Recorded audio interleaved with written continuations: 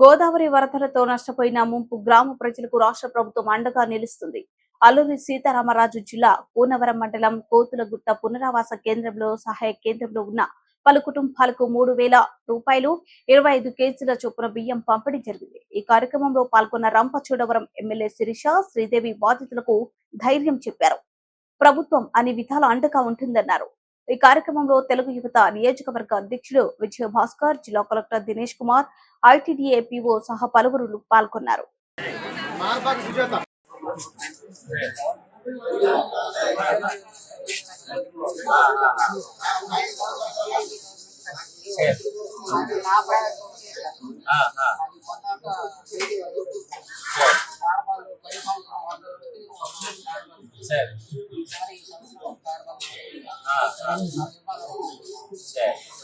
ఆడుతున్న వల్ల కార్పొరేట్ అడుగుతారా?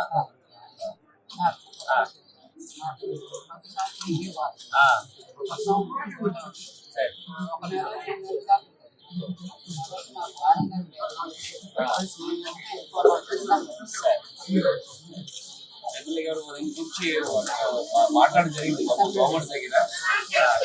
ఈసారి చాలా పాజిటివ్ ఉన్నారు. వేగంగా ఇది కంప్లీట్ చేయాలని ఒక నిర్ణయంతో ఉన్నారు.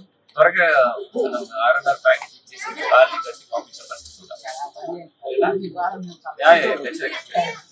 ప్రతి సంవత్సరం మేము బాధిస్తున్నామండి. ఉదయ బస్ ఎస్టిమేషన్ పడుతుంది. ఈ సంవత్సరం మేము బాధపడుతున్నాం 10 years నుంచి.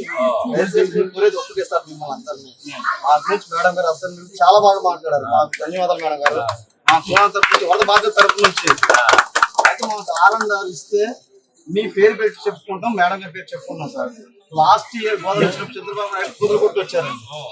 ఎవరు జ్యోతుల నెహ్రూ గారు, చంద్రబాబు నాయుడు గారు అందరూ వచ్చారు సార్. ఒకటే చెప్పారు మాకు, మన ప్రభుత్వం వస్తే అంటే తెలుగుదేశం ప్రభుత్వం వస్తే మీకు ఈ బాధలు ఉండవు, మీకు న్యాయం జరిగిందని చెప్పారు సార్.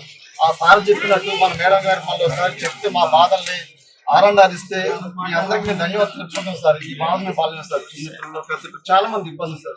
ప్రతి సంవత్సరం రెండోసారి పట్టింది ఉదయ బస్సు కాలనీ అందరూ సార్ చాలా మంది ఇబ్బంది పడుతున్నారు సార్. ఒక్కటే సార్ మీరు వచ్చిన మాకు చాలా